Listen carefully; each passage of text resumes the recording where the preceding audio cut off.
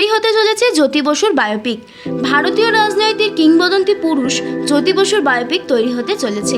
একটানা 23 বছর ছিলেন বাংলার মুখ্যমন্ত্রী। বাঙালির বহু আশার আলো এবং আক্ষেপের অন্ধকারও বটে, কারণ ঐতিহাসিক কিছু ভুল ফসকে গিয়েছিল বাঙালির প্রধানমন্ত্রী হওয়া থেকে। বলা বাহুল্য তিনিই জ্যোতি বসু। এইবার বড় পর্দায় জীবন্ত হয়ে উঠবেন তিনি। জ্যোতি আবেগে শান দিতে এবার তাকে নিয়ে তৈরি হচ্ছে একটি বায়োপিক, এমনটাই খবর সিপিএম সূত্রে। কাকে দেখা যাবে জ্যোতি বসুর চরিত্রে এখনও তা চূড়ান্ত না হলেও নাসিরুদ্দিন শাহের কথা অনেকে ভেবেছিলেন। সম্পূর্ণ সিপিএম পার্টির ফান্ডে তৈরি হতে চলেছে জ্যোতি বসুর একটি বায়োপিক। ইতিমধ্যে প্রাথমিক পর্যায়ে কথা হয়েছে নাসিরুদ্দিন শাহের মতো অভিনেতাদের সঙ্গে। আগামী বছরের শুরু থেকে আরম্ভ হবে ছবির প্রি প্রোডাকশনের কাজ।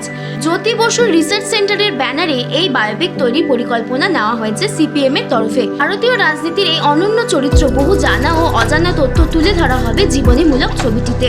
ইতিমধ্যে কলকাতা ও মুম্বাইয়ের একাধিক পরিচালকদের সঙ্গে কথা বলেছে আলিমুদ্দিন স্ট্রিট নেতৃত্বে। এই বিষয়ে বর্ষিয়ান সিপিএম নেতা রবীন দেব জানিয়েছেন, জ্যোতি বসু এমন অনেক কাজ করে গিয়েছেন যা অনেকেরই অজানা। এবার সেইগুলি তুলে ধরা হবে প্রাক্তন মুখ্যমন্ত্রীর বায়োপিকে। Shashwati Chatterjee report, target news.